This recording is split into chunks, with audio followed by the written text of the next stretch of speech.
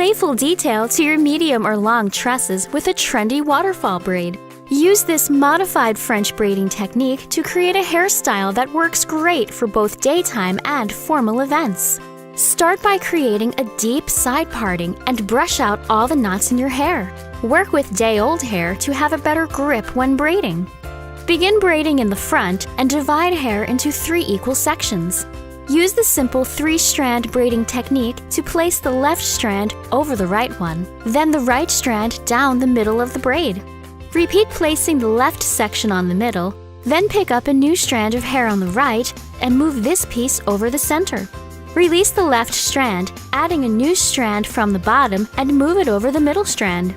The trick that gives the cascading effect is dropping one section of hair at the bottom as you braid your hair 3 times. Repeat this move and continue braiding until you have reached the back of the head and secure ends with a clear elastic.